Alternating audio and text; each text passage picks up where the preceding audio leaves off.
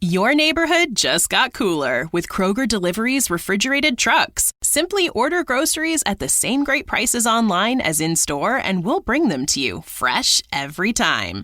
And if that wasn't cool enough, you can now earn 4 times the fuel points after 4 with your digital coupon. Choose a next-day Kroger Delivery time slot for 4 p.m. or later on Tuesdays, Wednesdays, and Thursdays. Must deliver by February 4th. Restrictions apply. See Kroger.com for details.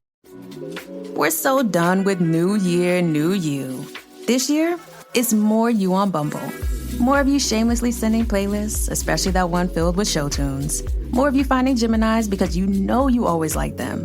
More of you dating with intention because you know what you want. And you know what? We love that for you. Someone else will too.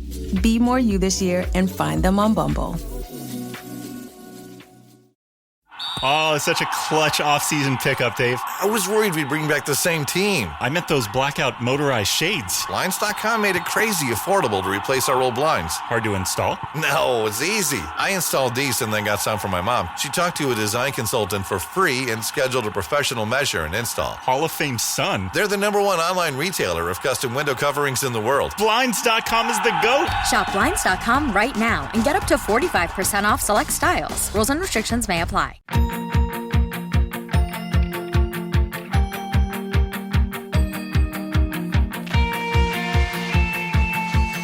Hello, everybody, and welcome to YAOK. I am Eric, and I'm here with my delightful co-host, Alyssa. Say hi, Hello, Alyssa. hello. Happy New Year. This is our first New Year's show. Happy New Year. How was your New Year's? It was delightful. It was nice and quiet. I didn't do a damn thing. Gorgeous. Did you stay up for midnight? I did. Okay. Actually, even watched the whatever his name is, Ryan Seacrest thing on mute. Obviously, you don't need him. He's like, I love it. No one needs to hear him anymore. does he have a voice? Does he talk still, or? I mean, I just imagine they like unpack him for New Year's and then put him out, and then they pack him back up, and he just sits in a room in silence. He has like one of those little things, like little knobs on the back of his jacket. They wind it up, and he's ready to go. Mm-hmm. Yeah. And then he expires at 12:01. Oh, that's probably it. But yeah, that's all I did. What'd you do? That's lovely. I was on a trip to Colorado, and it was really lovely. I tried snowboarding for the first time, did a really bad job. I think I'm going to yes, but I did find a very cute little bookshop while I was there. And it was cute because it had a layout of like little like living rooms almost. So you can like grab a book and sit down in there and get cozy. And I was like, wow, no matter where I am, I really feel like bookstores are the best places in every town I go to. They just are. They're just so magical. For bookstores. And if there's no bookstore in a town that I'm visiting, I'm like, I don't like this place. Can't be any good. Can't be any good. So, and I really love Pride and Prejudice, the movie, but I've had a really hard time reading it because the language can be like a little crazy. So I got a copy, but I have several collectible copies of Pride and Prejudice. I'm like, now I feel like a poser because I love the movie. I have collectible versions of the books. I've never read the book. So I got a version of the book that was just like paperback, and I started reading it along with the audiobook, and that's helped a lot. And I'm hoping, I'm hoping at some point I can like release the audiobook. Like I won't need it anymore, but for now I need it. So you're jumping ahead, though. We're not talking about what we're reading right now. I know. About Eliot Schrefer and specifically his queer sci-fi YA, The Darkness Outside Us. Yes. I did Eliot's event for the sequel to The Darkness Outside Us called The Brightness Between Us. Mm-hmm. I did that event in October, and I love The Darkness Outside Us. And so like when I heard that there was a sequel coming out, I was very excited. And then when the bookstore asked if I would be his in conversation partner, I was like, ran over. Yes, absolutely. Because that also means I get to read it before anybody else. And of course it is, if you have not read it, The Darkness Outside Us is such a great book and is so exciting to read. But can't even talk about the sequel without spoiling the first one. And it is the kind of book that, even after talking with him and how you like to read, Alyssa, I think you're really going to like it. There's like multiple twists, and all of them get more and more as you go along. So that scared me. Yeah, good. I hope everybody else listening to this just jumped in. Yeah. Right. Oh my God. Yeah. And we had such a nice time chatting. Of course, we stay on topic for, I would you say 40% of the time? Yeah, I think in like the first 15, 20 minutes we were on topic. And then from then it kind of spiraled. But then we brought it back in the end for a little bit. Yes. And then lots of existential dread, but that is appropriate for this book. So I think that we are on topic for that. I think so. So I would say it's like 47% on topic. Yes. At the end of the day, this episode has everything. It has a conversation with a brilliant author, with two brilliant authors, actually. It has... Who's the other one? You. Yeah. It has existential dread. It has romantic tropes conversation. Little spiritualism. A little spiritualism. And also Happy New Year. It has everything. Yeah. So you're going to love this episode and you're going to love Eliot because we do. And I don't know. Do you have anything else to add? No. Great way to start the new year. Let's get into it. 5 long years, our lives like magnetic fields. You are my universe. You are my universe. And I'm just a planet. Alyssa, how are you? You got out of LA just in time. Oh my God. I know. It's so bad. I've been very consumed by this today, how bad the fires are. Eliot, where do you live? New York City. Yeah. Okay. But I've been texting all my LA friends. Yeah, it's, you know, even Long Beach is looking weird now. I have a friend who's flying into LA today. I was like, why would you not just stay where you are? Yeah. Well, they probably get a free upgrade to first class because all the seats are empty. So right. It's one argument for flying into LA right now. God. How are they even flying in? I feel like there'd be too much smoke. Just like trusting radar and just landing. Yeah. Right. Apparently the turbulence is really bad on flights right now because they can't see very well. Wow. And there must be all this hot air doing updrafts and right. I'm no meteorologist, but it doesn't sound good for flying. Doesn't sound good. I would not opt into that situation, but no. Count me out. You know, yeah. What are you going to do? Anyway, Eliot, how are you? Hello. Happy 2025. Good. Happy 2025 to you guys. I was just listening to your Jason June podcast, which was like the day after the election. So there's always something in the calendar to like add a little zhuzh. Yeah, exactly. Something topical. Yeah. I'm glad that we did that one, though. It was perfect. So I think this is a great start to a new year, too, Eliot. Oh, wow. It's a lot to live up to now. I did say that I wanted to... I was originally going to say that we could do a like spoiler alert thing to talk about the sequel to The Darkness Outside Us. But then I was like thinking about it, and I think that Alyssa and especially our producer Matt would probably love The Darkness Outside Us. So we're just going to talk about that one. And then we'll talk about the fact that there is a sequel, because if you are listening to this and you have not heard of either of these two books or read them, you should. They're amazing. But if you even go to look up the sequel, The Brightness Between Us, it will give you a spoiler of some of the biggest twists in the first book. And massive spoiler. Part of reading the first book is getting to those moments and just that gut punch. So I think that we are going to talk about the first one. And then once Alyssa and Matt have actually read it, we'll have you back and we'll do the spoilery one, and we'll talk about the sequel. Is the spoiler like in the cover or is it in the description? It's not in the cover. It is in the flat copy. It's like probably I think the first sentence. Okay. Then I'll let me see. Actually, I'm going to look at it on Goodreads. It actually is a sequel. You're like, this can't be a sequel to that book. Like, it doesn't make any sense if you compare the two jackets. Like, there's no way that jacket of the first book could lead to the second one. Yeah. I mean, it doesn't fully ruin everything, but it ruins enough, I think. Enough. That was actually my high school superlative. Doesn't fully ruin everything. That was ruins just enough. Just ruins just enough. Yeah. Oh, Eliot's at the party. Oh shit. Well, it'll be fine. We still have beer. Oh my god. We don't like underage drinking on this podcast at all. We still have our iced tea. At least we still have our iced tea. I feel like you can't say that and then have books that actually have teens drinking underage. So We know it happens. Drink responsibly and don't get caught. Boom. Do teens This listen to podcast this? sponsored by Budweiser. No. Yeah, right. Do teens listen to podcasts? Other than Joe Rogan, apparently. Ugh. I feel like I don't know, actually. I'm not sure. Are you a like teen and all you're of them are listening to just this podcast? Let us know. Yeah, go to Call 1-900. YOK podcast Yeah, on Instagram. Let us know. exactly. We're gonna have to delete that Instagram soon. But anyway, let's not get into that. Let's talk about The Darkness Outside Us. Eliot, if you could, give us a little pitch of that. Sure, yeah. So and Eric, we have decided I'm not going to spoil the book, right? Yeah, so I'll pitch don't spoil it. The beginning of the book. Okay. Yeah. The Darkness Outside Us takes place 400 years in the future. At this point, Earth is locked into a Cold War between the only two remaining countries on the planet. And a mission has been sent before the book starts to settle Titan, one of the moons of Saturn. And it's the star astronaut of one of the two countries is off to form a colony there. Her name is Minerva. And she goes missing. Her base camp goes dark.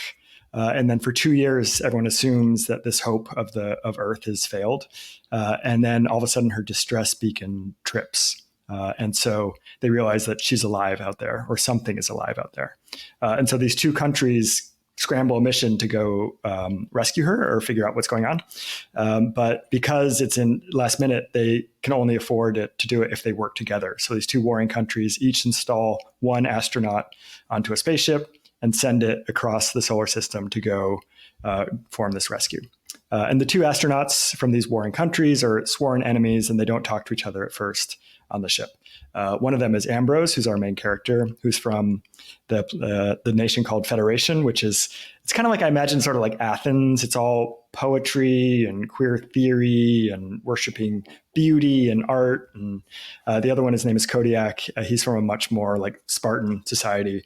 It is more militaristic, full of machismo, and he's been trained to just like tamp down all his feelings and just be a soldier.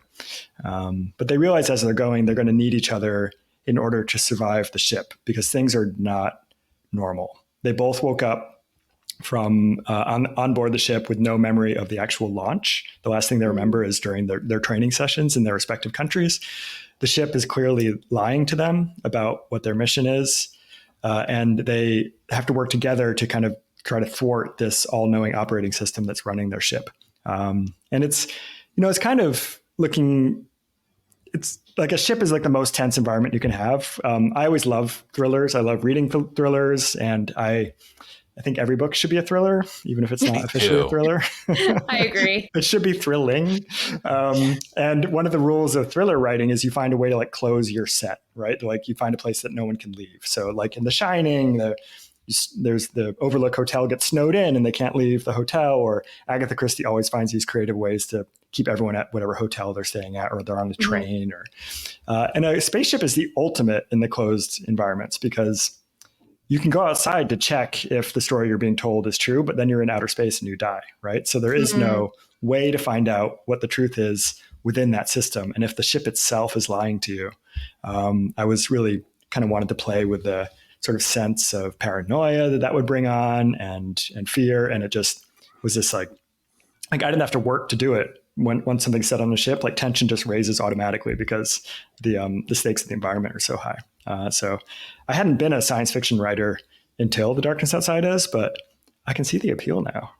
There's so much you get to do that you don't get to do when people are just like going to the mall, and they're like, if they don't like someone, they just like get out of the car and they go somewhere else. I love the idea of you writing this and being like, this is actually pretty good. I see why people do this now.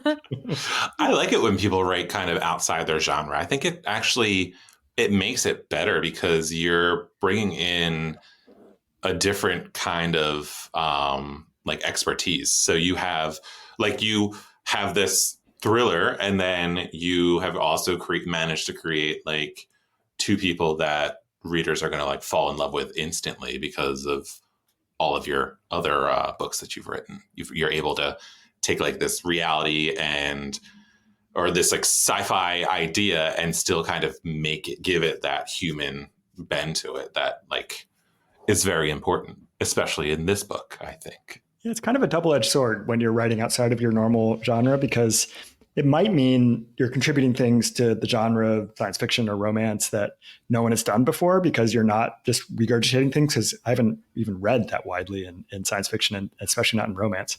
But on the flip side, I don't know, I could be making rookie mistakes that any like expert reader in the genre would immediately spot. And especially with romance, I was like breaking out in hives about the idea of writing a romance, because I came up through like my very first writing experiences were all writing like literary adult short stories, and like, you didn't write about romance, that is not classy literary fiction.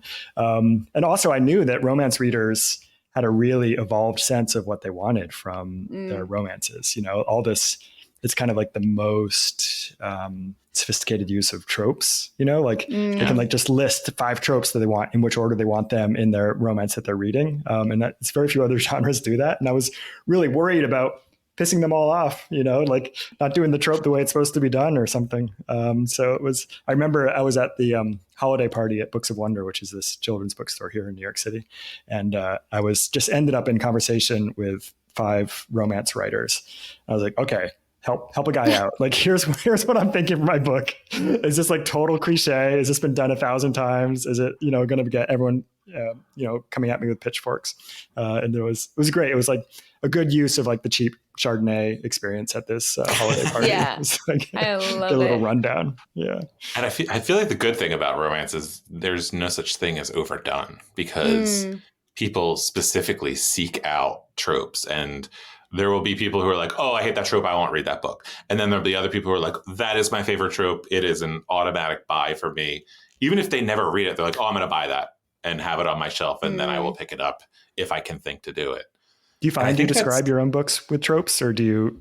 I have been, because it's easier to do it. I think on one side, you did say it's a double-edged sword. On one side, you can kind of shoot yourself in the foot, not to mix metaphors, but if you lean too much into one specific trope and then you're pitching it like that, if it doesn't fit exactly what they're thinking, people might get pissed off. That happened actually with my second book, I feel like, because I was trying to sell it as more of a coming of age, but my publishers tried to sell it as just a rom-com. And I was like, oof, it's not a rom-com. And people were disappointed when they realized it's funny, it has romance, but it's not a rom-com. It doesn't have all of the tropes that a rom-com does, and it doesn't hit all of those same beats. And I think there are some people who read it and were like, oh, actually, I like that it was different. And so that's my, and obviously I think it's your readership as well, because when I go to The Darkness Outside Us on Goodreads, it says readers also enjoyed The Only Light Left Burning and All That's Left in the World. It's the first 2 Me and you that are there. Love it. So if you like my Eric, books, try Eliot. Eliot's. Yeah. If you like Eliot's books, try mine. That's right. And I did actually. I was like, anytime somebody was like, oh, well, when I was like going around and talking about All That's Left of the World, I was like, oh, well, if you've read The Darkness Outside Us and you liked that, you will also enjoy this, because one of your books is a New York Times bestseller, isn't it?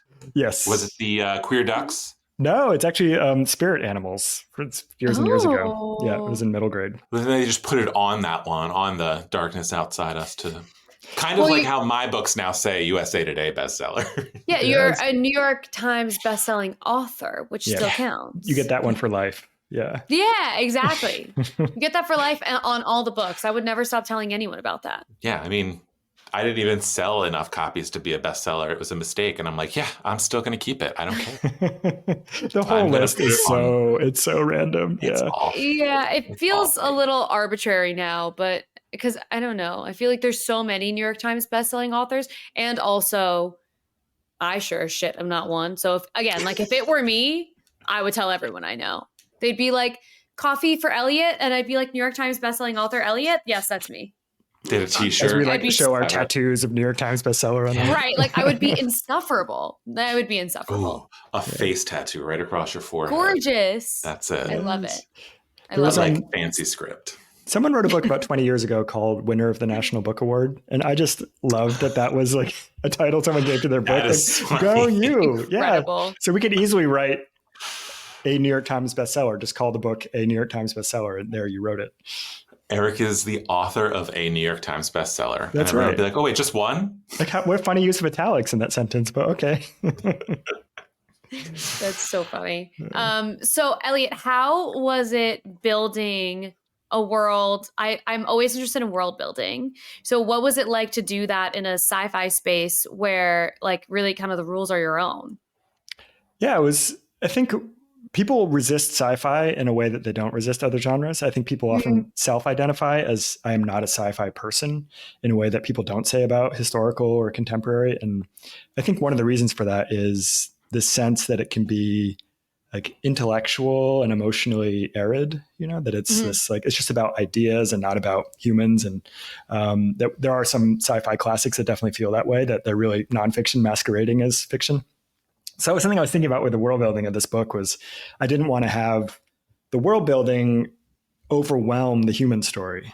So if I was ever like at a decision moment in drafting or planning it, I would always try to steer towards the emotions and the heart of these two characters and away from building out and making the world more complex. So as a result, it's all backstory, what's going on Earth. We're not on Earth, we're on this planet. So I wanted to like sort of simplify my variables as much as I could, which is why I came up with that Cold War idea that we're down to 2 countries and one voice from each country. Like that you can learn within 10 seconds and sort of get it under your belt, instead of having this like 3-page disquisition of contemporary Earth politics, which you'd have to do otherwise.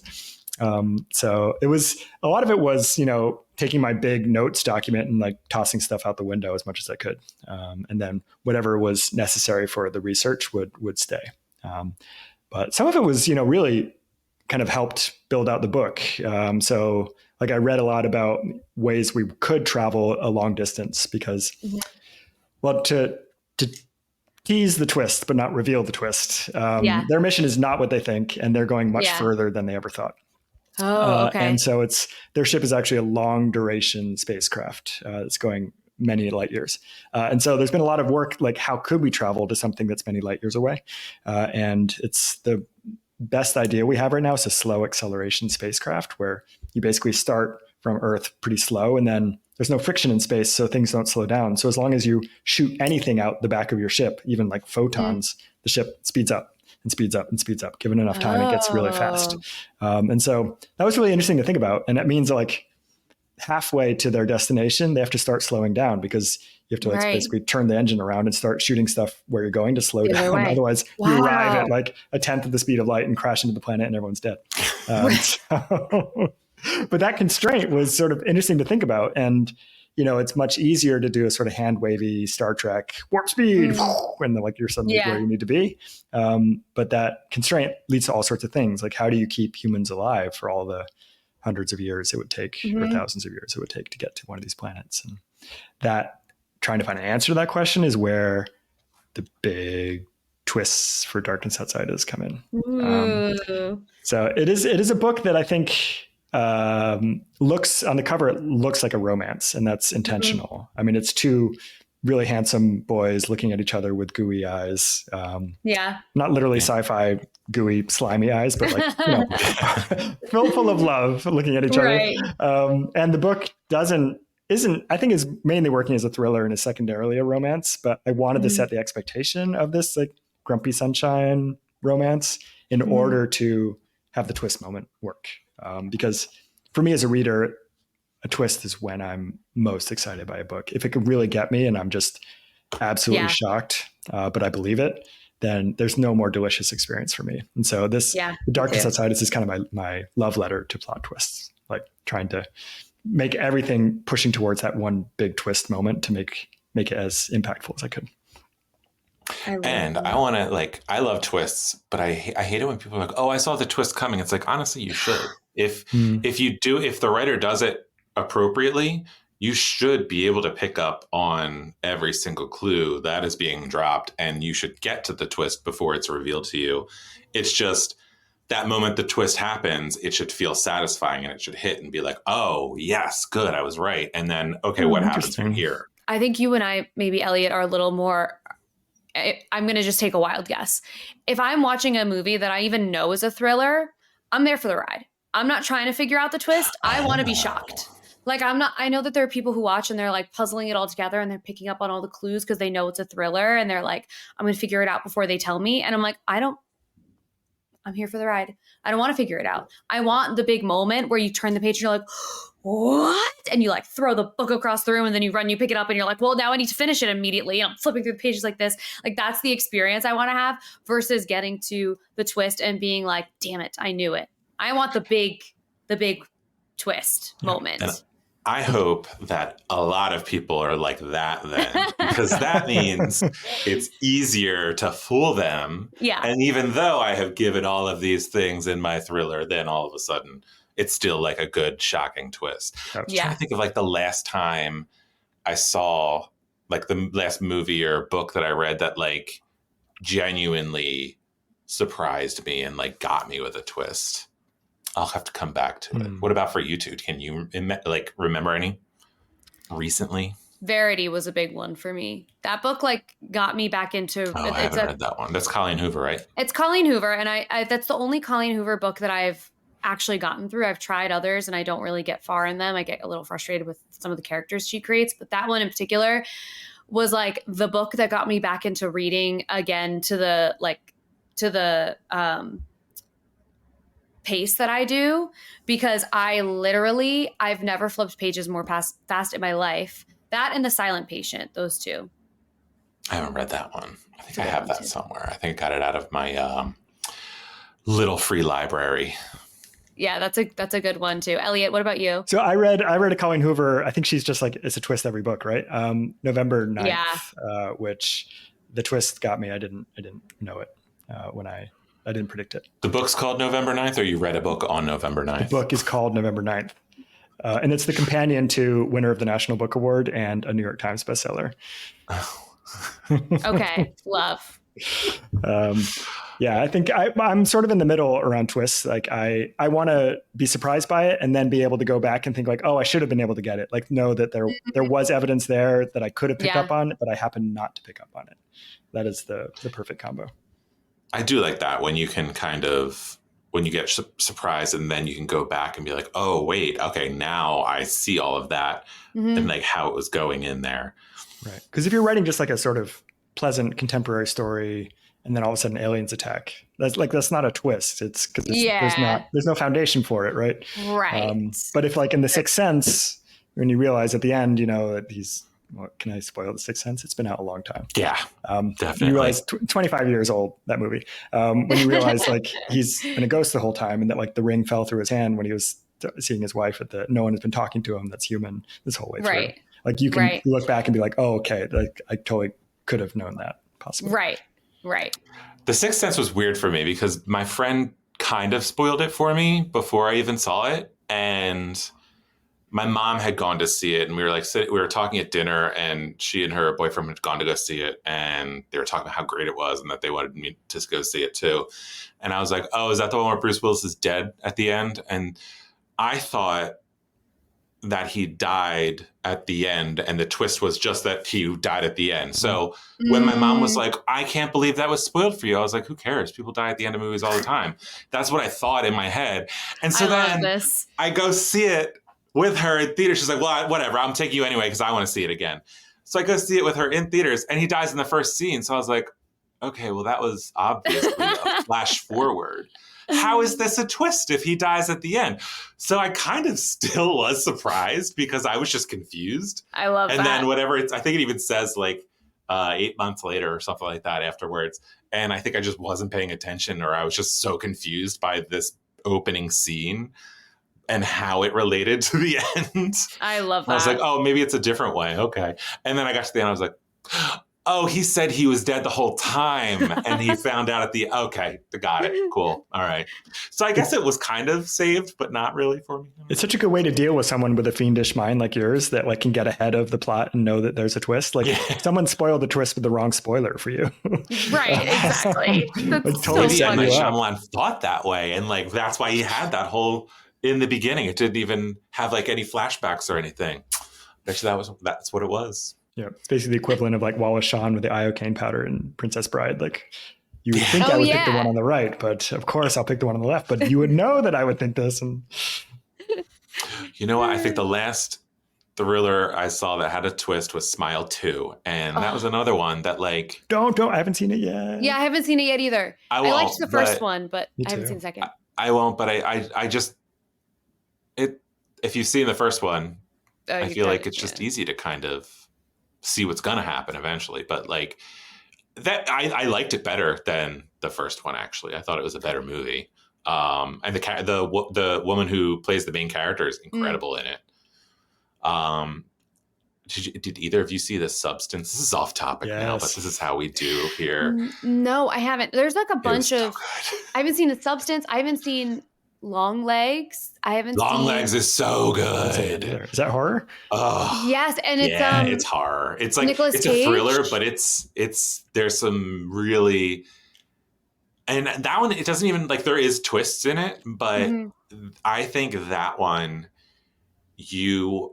once you like figure out what the twist is, or once it is revealed to you, whatever happens, I still think going back and watching it and seeing the things that you have missed the first time, and I'm not talking about clues, I'm talking about literal in scenes, there are things happening in the background of like scenes that are not scary, like a normal scene where two people are talking, you'll see things in the background that you do not notice on the first. And then if you go back and rewatch almost every single like what would be a boring scene that's like just exposition or something, there is something happening in the background.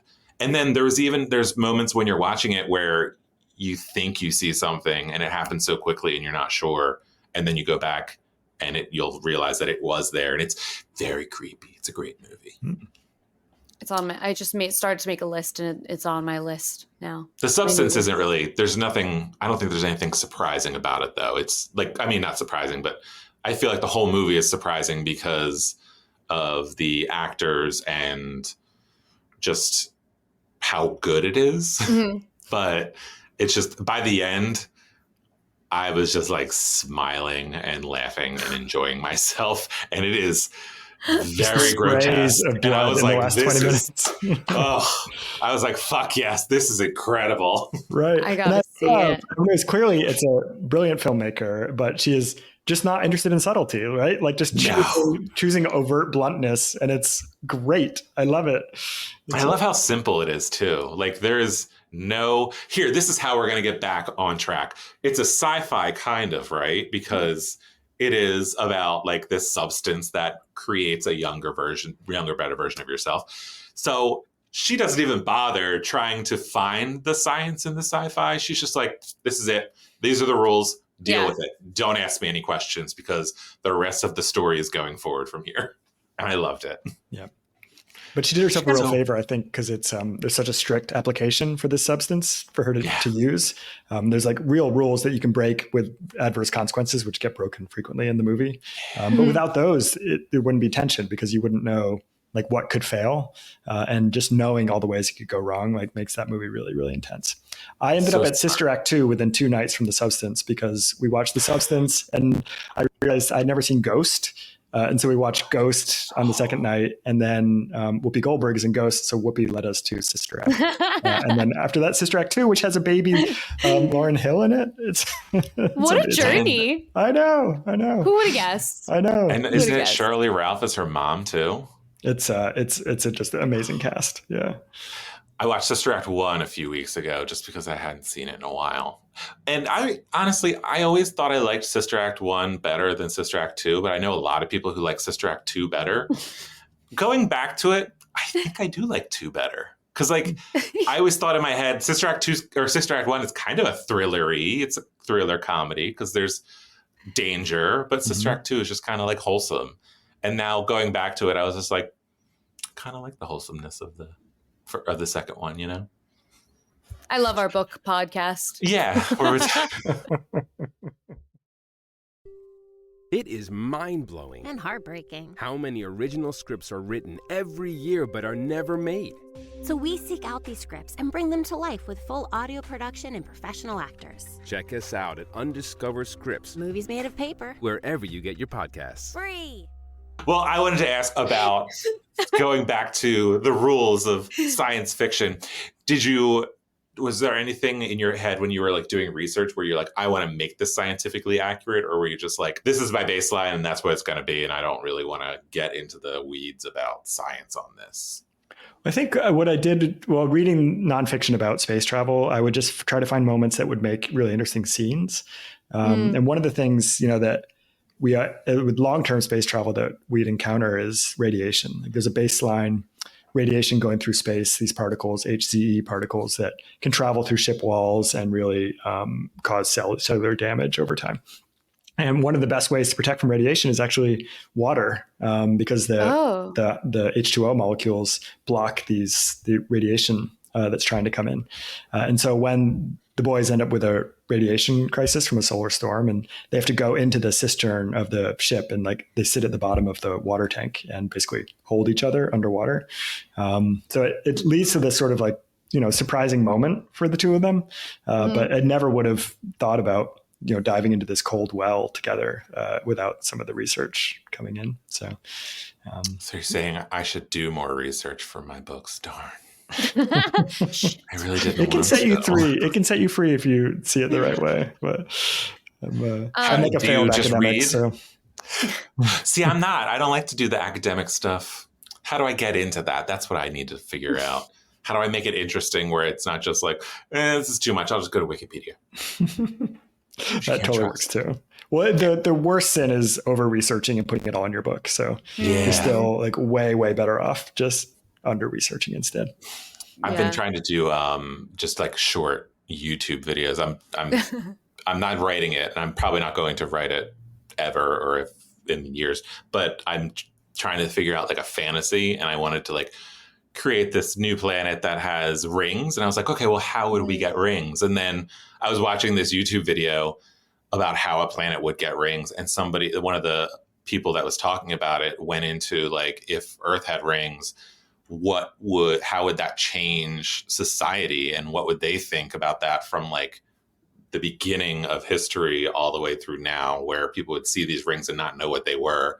And then that just got me thinking about all of these like religions and all that shit. So research is interesting and does give you those ideas that like you were just talking about, where all of a sudden you're like thinking of things that you wouldn't have been able to think of to begin with. Eliot, you've written for a lot of different age ranges, which is really interesting because I feel like most of the authors we talk to stick to like one or two age ranges. What's the experience like when you're kind of down like the whole scale from like 7 to adult? Yeah, it's kind of like putting on different hats. I think I have a more natural automatic voice for YA than for middle grade and picture books. So I have to do kind of more deliberate work to get into the mindset for writing for those younger readers. But something that's really interesting to think about with picture books is like at that age, kids are really hungry for repetition. Like they really want to learn the rules of the book and then see them play out in ways that they can predict. Like that is in this whole unknowable world, like 6-year-olds like don't know anything and they're surprised by everything. And so if you find this like rule of threes, like you keep, you have to go to the special owl to ask him 3 different times about how to save the day or find whatever the creature is missing. And like, they love to start to be able to predict things. And so that's something I think about modulating when I'm writing for different age groups is how unpredictable or predictable to make things. But it's kind of one of the reasons I love writing is that if you get tired, and I get really tired of whatever book I'm writing by the time I'm finished with it, like the next book can be fundamentally totally different. So, I can write like a YA nonfiction and then write a fictional picture book. And it's just a way to keep the job interesting and stop getting bored. Yeah. That's what I started doing. I went on submission for my adult rom-com this month, and I started doing, I would work on my YA from like 9 till noon. And then from noon till like 4 or 5, I would work on the adult just to kind of differentiate my day and just break it up and be like, okay, well, if I edit this, then I can give myself a treat by writing this spicy little adult rom-com. I love that your treat is more work. Yeah. My kids are like chocolate bars. I know. I was thinking that too. I was like, I don't know if that's healthy, but okay. I talked about it with my therapist. He said it's healthy. Okay. Hey, it's very productive. He said as long as I'm taking some time off. Okay. It's and okay. Are you? That was actually what my therapy session was about today. It was just about how this week was supposed to be my week off, and that I started working on my new YA on Monday. I was like, I'm just going to write a little bit, and just to kind of like try and get into the voice, because I don't know if it's the same for you, Eliot. I think starting a project is the hardest thing. And for this one, for some reason, I think I may have overthought how it should start, because it kind of just worked, and I ended up writing like 5,000 words. So now I'm working this week. Yeah, it's not the start. The start is easy. It's there's something that happens when I'm about 60 pages in, where all the initial passion is gone. And there's just hundreds of pages ahead of me, and I'm just not excited about it anymore. And I just have a list of problems now that I've set up for myself in this first 60 pages that I'm going to have to fix.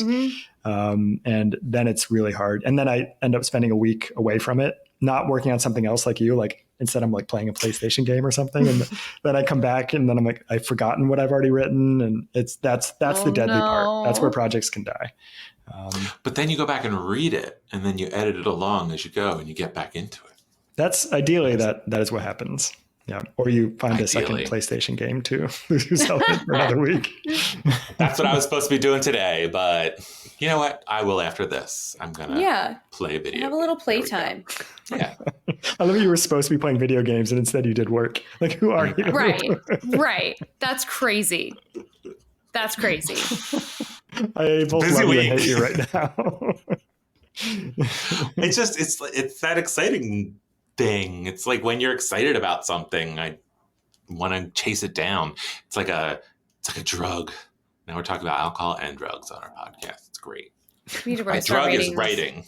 I have this thing, not to be a downer or a weirdo, but I have this thing that happens to me where I think like, oh, at some point I'm going to find out that I'm not going to live forever. And I'm going to be so sad that I can't finish these books and write the books that I wanted to write. And that's what gets me to work, is this like feeling of that the clock is ticking, you know?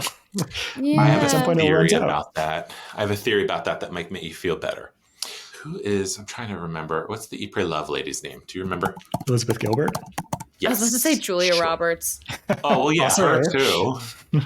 But yes, it's Elizabeth Gilbert. So she, originally this was like something she talked about on NPR, but she actually wrote a book about it called Big Magic. And she talks about ideas. And she sat down one day to start this book, and it was like, I don't need to get into the weeds about what the book was, but she got to a certain point, and it was probably halfway through the book, and it just she couldn't figure out what to do next. And so she gave up on it. And maybe a year or two passes. She's at a book festival and with another author that she's friends with. As they're saying goodbye to each other, she gives her a kiss on the cheek, and like there's like a shock there. And like a year later, that author releases a book that is basically the book that Elizabeth Gilbert was writing.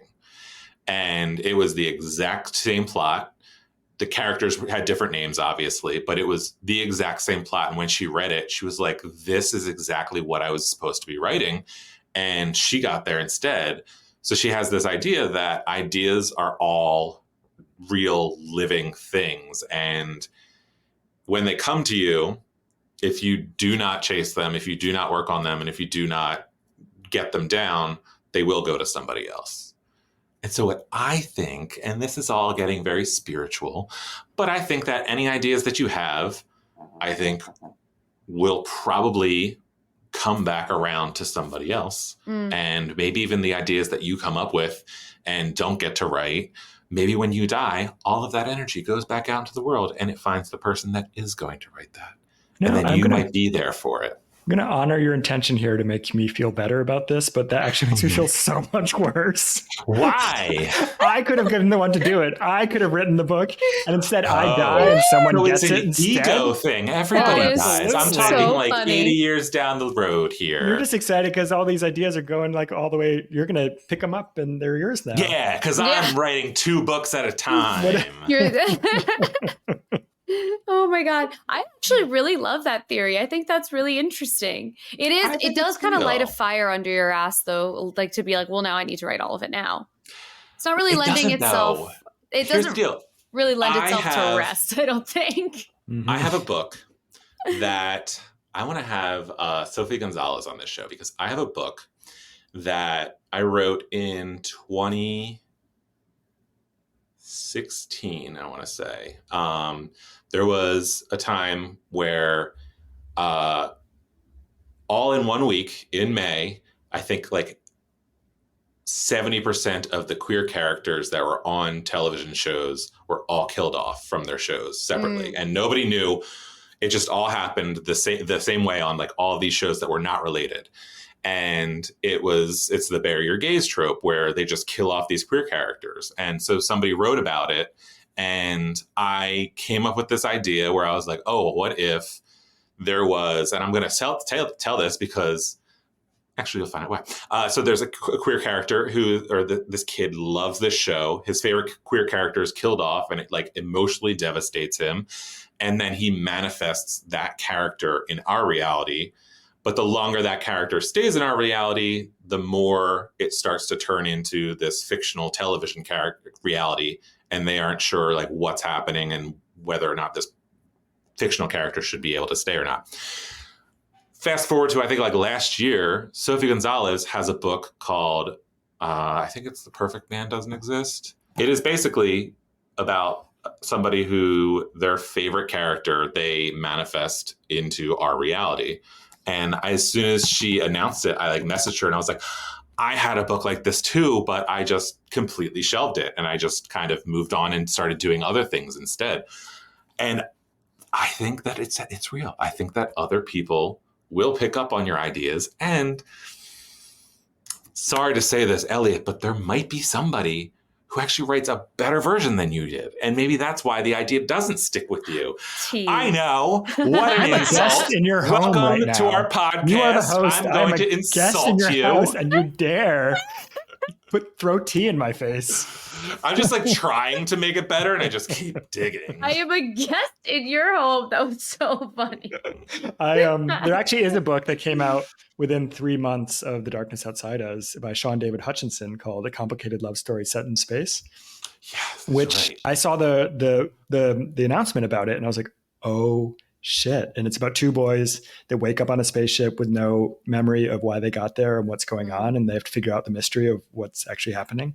And I was already like in edits for Darkness Outside Us. And I remember like talking to my editor and my agent. It's like, how did this happen?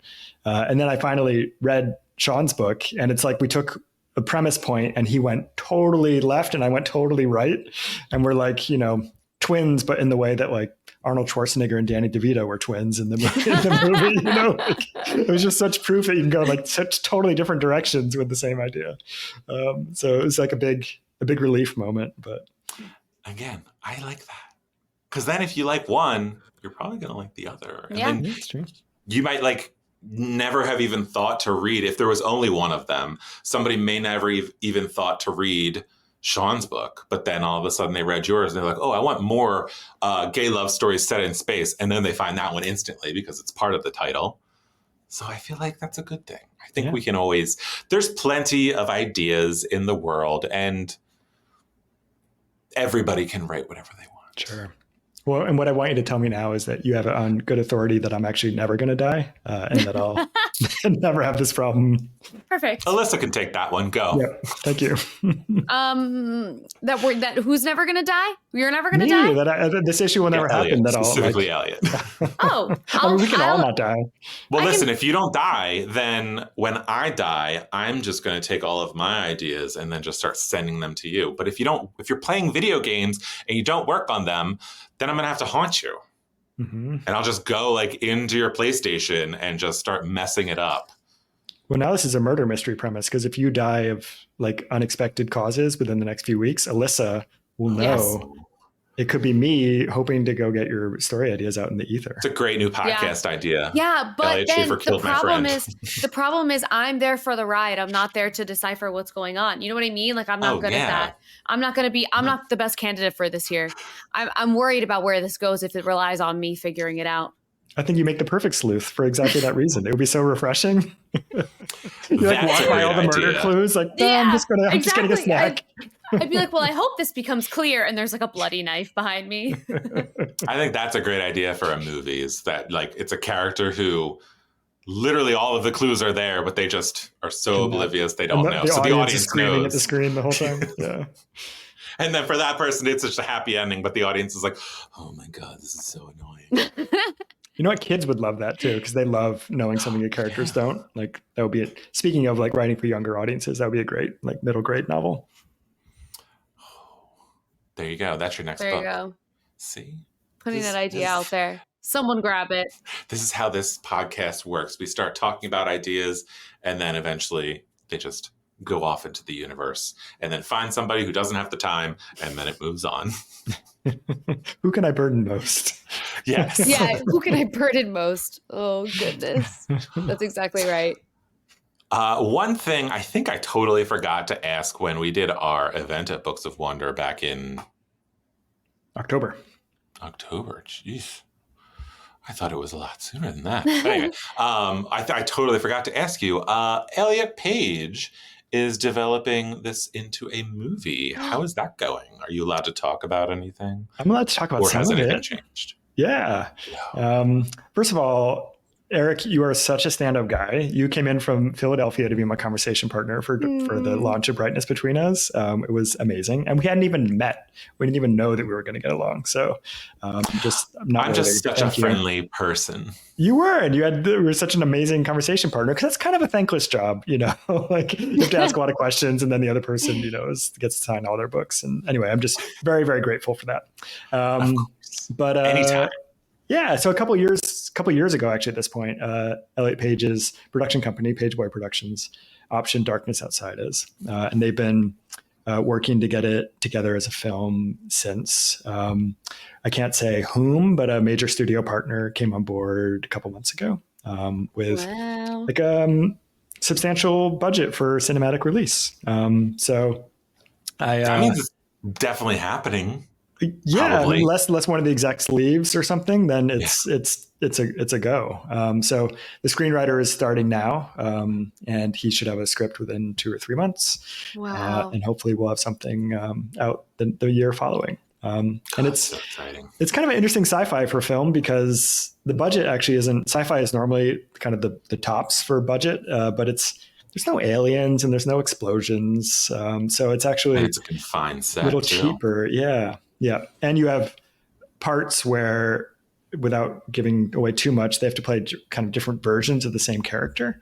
And so I think for actors, it's sort of a kind of a interesting challenge for them. So, so we'll see how it all comes together and plays out. Wow, that's so exciting.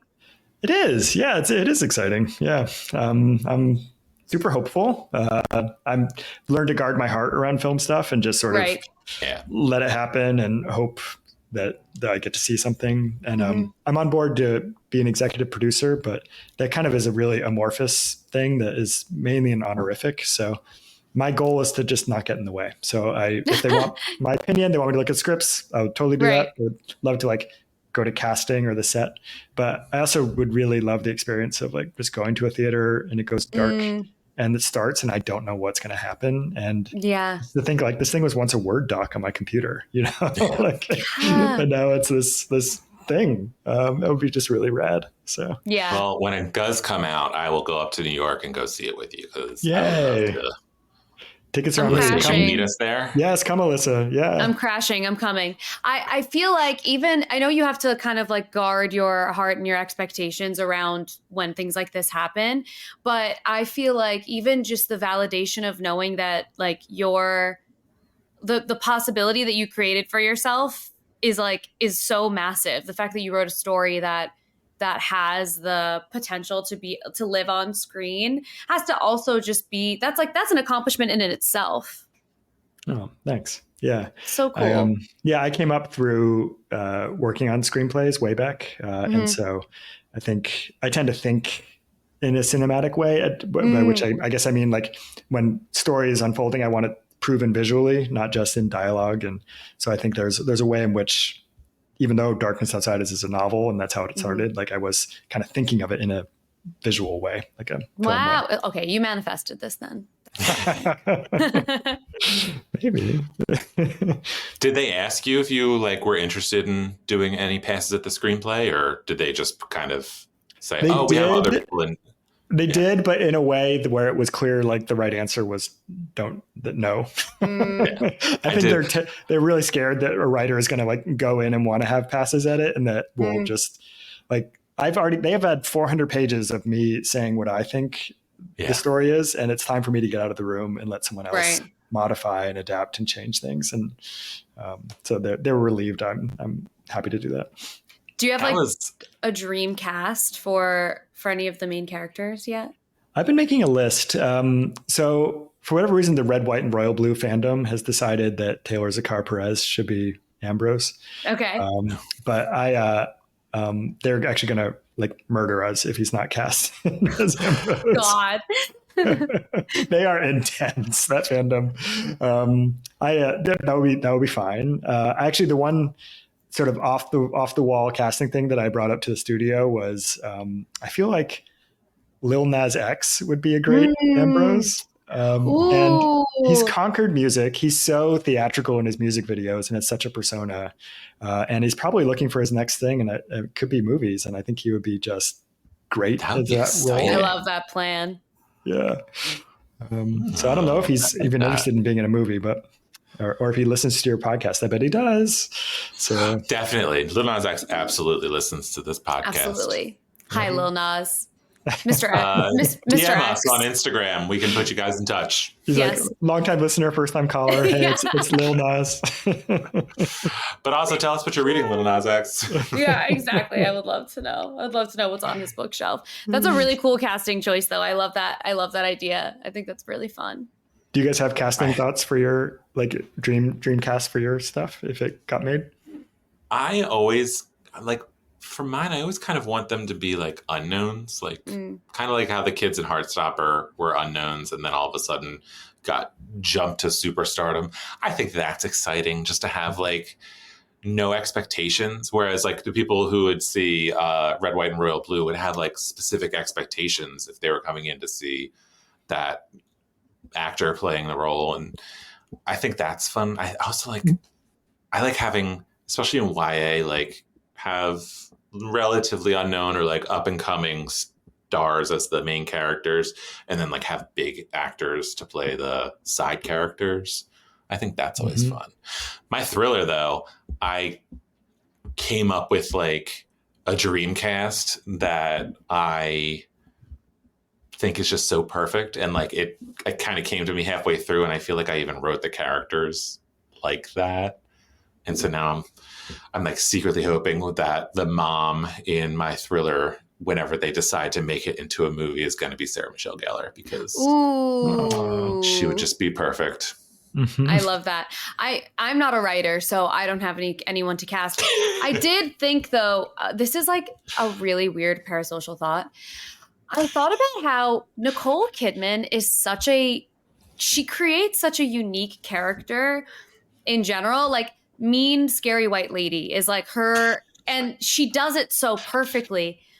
One day she's not going to act anymore, and who's going to do that? Who's going to take Nicole Kidman's roles? Sarah Michelle Gellar. You think? No. Sarah Michelle Gellar does like a lot more like the closest smaller things, I feel. Yeah, at the closest, I don't know. Like, would like Jennifer Lawrence do it? Like, who's going to fill the shoes? Eventually, actually. I think eventually Saoirse Ronan could do that. Ooh, but there's time needs to go by first. But yeah, I got very concerned about this earlier today. I was like, what's going to happen? We're just not going to be able to write that character. Yeah, right. Like, what are we going to do? But I kind of agree with having people who are not massive be in stories like that. Like I loved Wicked, and I loved the movie. I loved the musical. I'm a big Ariana Grande fan, and it was a little bit like it took me out of the story. Yeah, that it was her. I didn't For me, want it was Jeff Goldblum as the wizard. I think yeah. Anytime Jeff Goldblum is somewhere, it's funny. It's like not me. serious anymore. Yeah. Right. Because he's so And for him to be like a villain, I was just like, right. Okay. Be so for real. You know, they say like Meryl Streep disappears into every role. Like whatever the opposite of that is what Jeff Goldblum does. Yes. Exactly. Jeff Goldblum's every role. Like yeah, he's Jeff Goldblum's every role.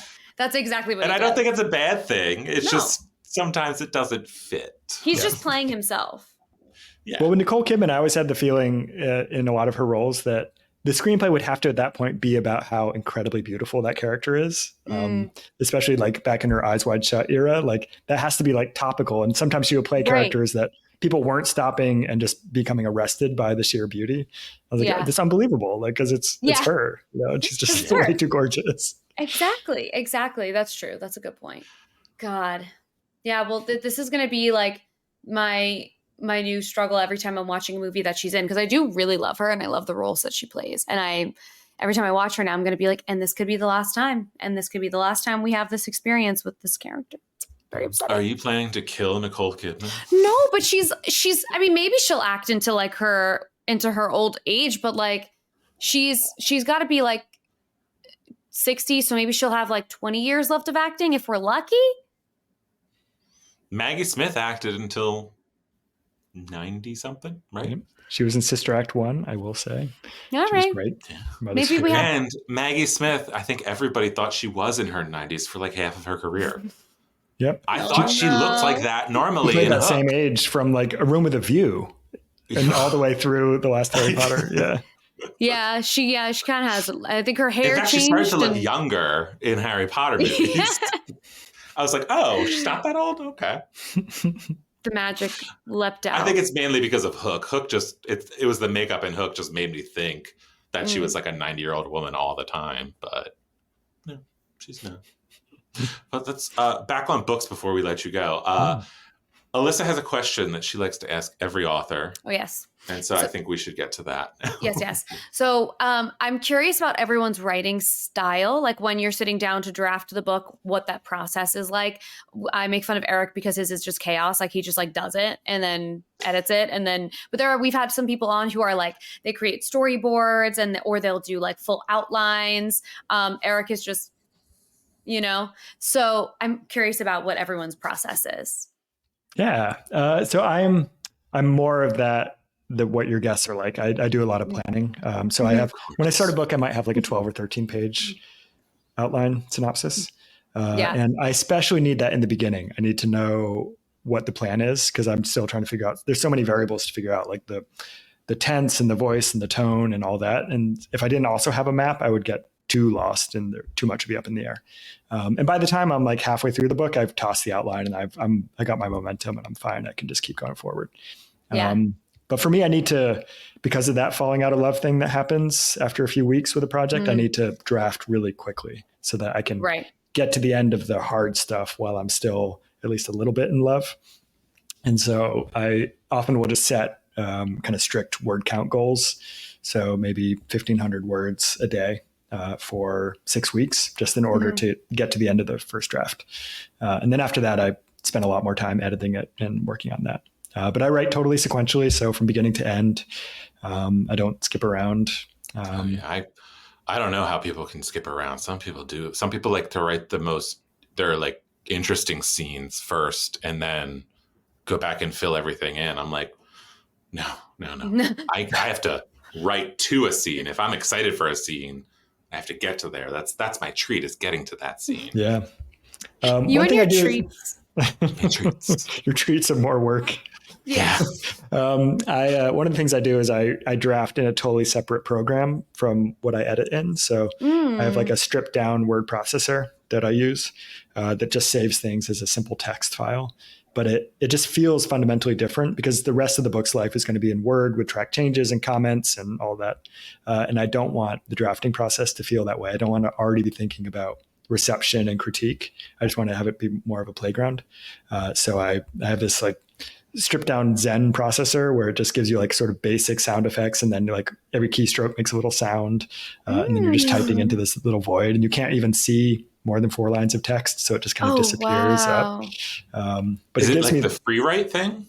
It's like that device, but I use my computer. But it's a piece of software. Yeah. It's called Ohm Writer, OMM. Wow. It's like a $10 download, but it's really helped me a lot. Not to feel That's like cool. the book is already a product.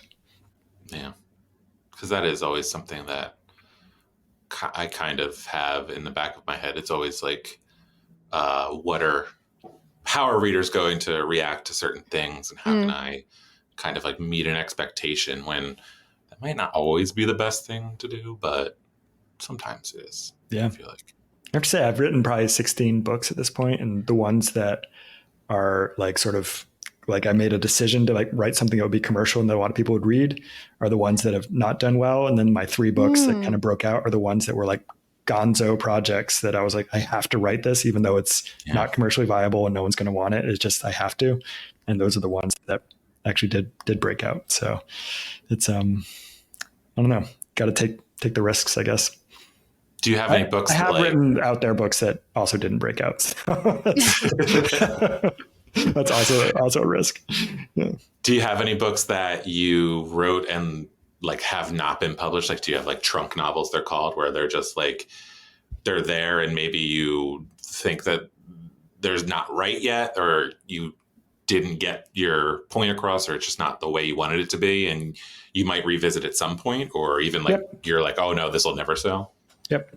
I have one especially that I'm thinking of coming back to. I probably wrote it 10 years ago. It's Michael Crichton died, and I was like, there is no Michael Crichton now. And I was like, I'm going to write a science thriller and see what I can do about it. And it didn't work, but I still like the idea of a science thriller. So I might go back and revisit it and see if I can just overhaul it and do a page 1 rewrite. That's exciting. I hope you do. That should be your next project. That's your treat. Stay in the vault. As soon as you finish whatever you're on deadline for next, your treat is to write the Michael Crichton book. We are different creatures, my friends. My treats all involve calories. Heard and understood. I get that. Can you tell us what you are working on next, if anything? Yeah, so I'm writing an adult novel. It is about a 12th century monastery where a young man who's kind of like driven out of his town because he's in a gay relationship. He's wanders through a dark wood and finds this beautiful magical monastery where it's all the monks that are there. He like develops a crush on them, but it's a silent order. And so he slowly discovers that not 1 or 2, but all the monks are gay. It's like a gay medieval monastery up on a hill. So yeah, it's sort of like a cozy, somewhat erotic adult novel. Yeah. About a gay monastery. Is all of the eroticism just the silent longing? Oh no, it gets vocal. Ooh. How nice. Well, I'm excited for that one. And then our next question that we ask everybody is, what are you reading right now? So I am reading, in the interest of this historical novel, I wanted to read kind of recent historical novels that broke out. So I'm reading Queen of the Night by Alexander Chee. It's about a 19th century opera singer who an opera is suddenly being told about her origin story, and she's not sure why, and she's trying to figure it out. But it's kind of gothic and interesting and sexy, and I'm really enjoying it. I feel like I've heard about that one, but what's it called? I'm sure it's on Queen my of the list. Night. Queen of the Night. Okay. Alexander Not to Chee. be confused with the Whitney Houston song. Maybe it should be. I'll put that on my TBR. That sounds interesting. I like, there was a book that I read, I think last year called Babel, and that's a historical fiction. And that one was awesome. I think that was the first historical fiction I read that I really was like taken with. And so now I need to beef up that genre for me. I hear Babel is great. I need to read it. It's so good. And I want to read, that author has like a series too called The Poppy War that is also on my TBR. It'll just never end. The TBR grows forever. Oh yeah. Until we die. Until we die. Us and Nicole Kidman. That's right. And hey, think of it that way. Let's get back to your ideas. if you die and you don't get to write your ideas down, then that means that your books are not just sitting perpetually on somebody's TBR read, never to be read. See? That's true. There we go. There's the silver lining. This is a crazy theory. Silver. It's more of like an aluminum lining. Yeah, this is a dingy theory. Tin lining. A dingy tin lining. That's exactly what it is. Just looking for happy things here and there. Yeah. I love it. I love it. Really succeeding at that, Eric. Good. That's what I'm here for. Eliot, thank you for coming on. I hope that I have destroyed your dreams and hopes. That's all that we do here is just dream killers. Mission accomplished. Thank you so much. The dreams are really annoying me. So I enjoyed talking with you. They were a burden. We knew. And so we just figured we got together and we said, let's crush them. Let's do a reality check for this Schrefer guy. He's got absolutely. Too high an impression of what he can do. Absolutely. Well, I guess we won't have an episode where you want to come on and talk about the sequel. Oh, darn. Because I'll be dead before then. Jeez Louise. Well, with any luck, we all will be, you know? I mean, It's 2025. So right. I know, I'm done. I've expired. Right. The fires will slowly sweep across the country. Right. I think we've done what we needed to. Mm-hmm. Great. On that note, thanks for listening, everybody. Have a good night, everybody. Yeah. Thank you for listening. See you next time. We hope. When she asked me how far we can take it, I tell her we can take it across the entire universe. You are my universe. I'm just a planet. Okay, now, Alyssa, you can tell us what you are reading. Okay, so I am reading Pride and Prejudice. What else? And listening. Okay. And I also am reading this book called Cursed Bread, which I got. Oh, that sounds great. Yeah. I got it from a bookstore in Sleepy Hollow. And I went in there and it was like right around the holidays. And I was with a friend of mine who was visiting from out of town. This was also the bookstore that had your book in it. And I had a freaking meltdown. I was so excited. And the guy who owns the bookstore there was like black hair, blue eyes, like really handsome. He helped me pick out that book based on we had like a little discussion and he was like, I have some suggestions. And so far he's spot on. The book is so interesting. But the reason that I brought him up is because we were walking around Sleepy Hollow and it was right around Christmas time. And my friend was like, this just feels like a Hallmark town. Like, I feel like we're going to go to the bookstore and the guy's name is going to be like Nicholas or like Chris, and like his last name is going to be like Kringle. And so we're talking to him, and at the end he introduced himself, and would you believe it, his name is Chris. And now you're dating him. No, he's married with children, and I'm so happy for you. Oh, well, Chris, if you're listening, happy for you. Happy for you. You're also really handsome, and thank you for the book suggestions, because Cursed Bread is so great. It's really like one of the reviews on the one of the blurbs on the front calls it dreamy. It calls it like a dreamy sapphic something, and it is those things. It's very like you feel like you're kind of, it's like trippy in a way. I don't know. Like the narrator is like kind of unreliable and like a little off. Like something is off with her. And it's really interesting. And it's about this woman who comes in. The narrator and her husband own a bakery and they make bread. And this woman comes in to buy bread. And the woman who works at the bakery is like obsessed with her, and like immediately is just obsessed with her. And so part of it is her writing letters to her. And part of it is like recalling the interactions she has with her. It's really fascinating. So I'll let you know as I keep going through it. What are you reading, Eric? I actually, for the first time, read something so quick because it was so cute and adorable. And also because it's the beginning of the year. So I was trying to get into something. It's called You Should Be So Lucky. It's by Cat Sebastian. It's a queer historical romance, and it's about this guy who is a widower. His husband, well, it's the 60s, so it was quote unquote husband. It was like they had to live in a 2-bedroom apartment because if they didn't, people would know that they were gay. Wow. So his partner dies, and he is grieving, and it's months later. He's a writer, and he gets tasked with writing, like ghost writing a diary entry for this magazine for a baseball player that has just been drafted to a new team in New York.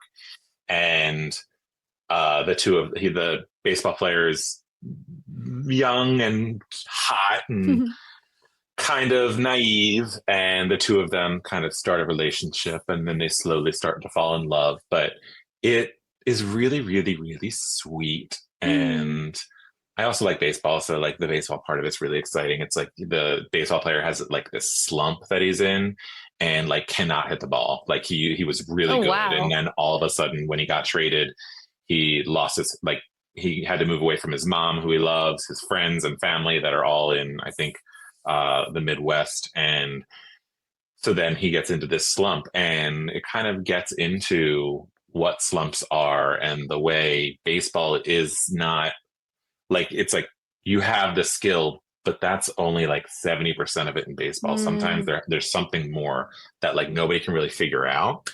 And it was so sweet. And I also really loved how I like finished it in probably a week, which I never do.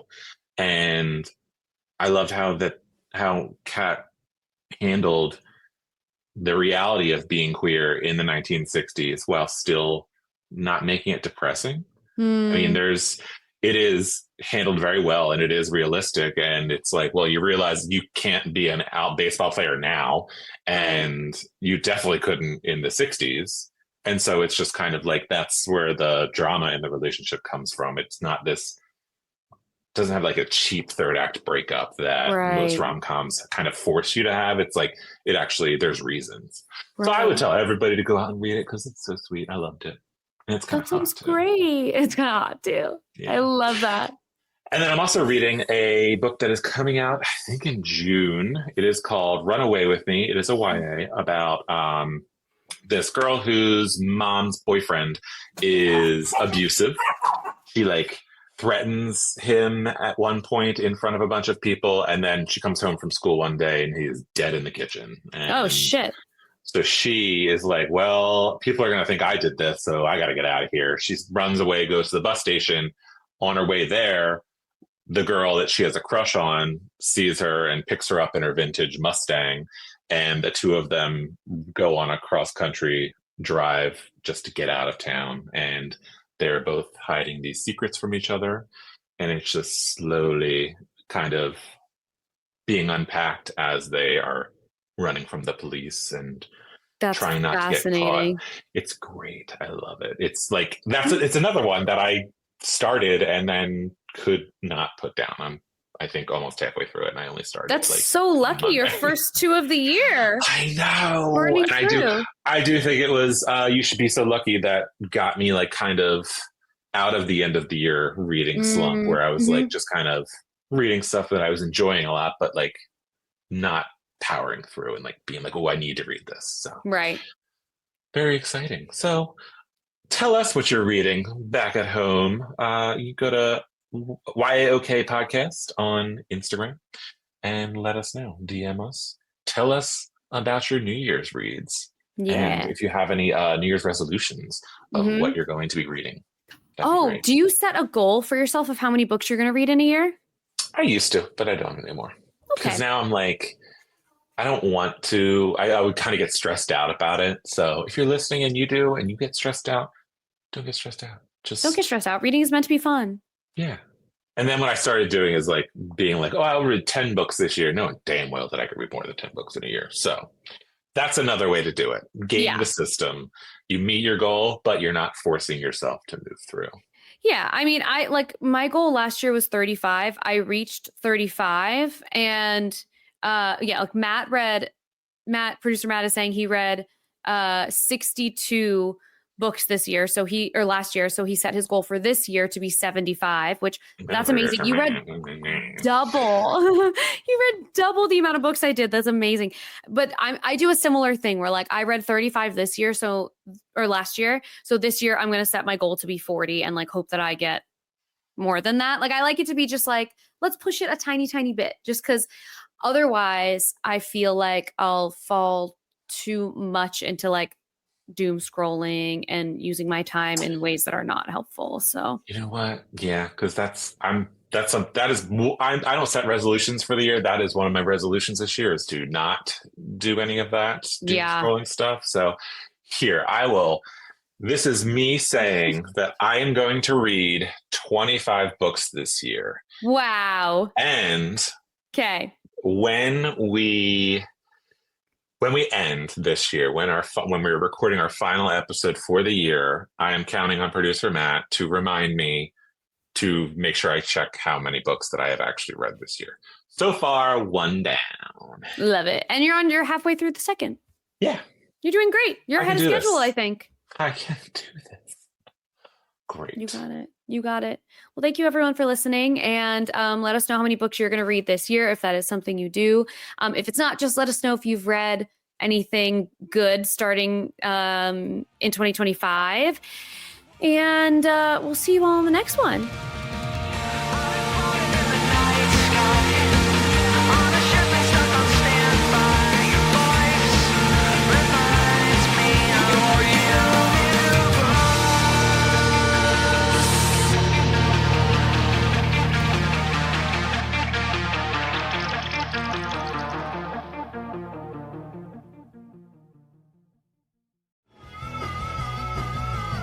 You're listening to the Geekscape Network.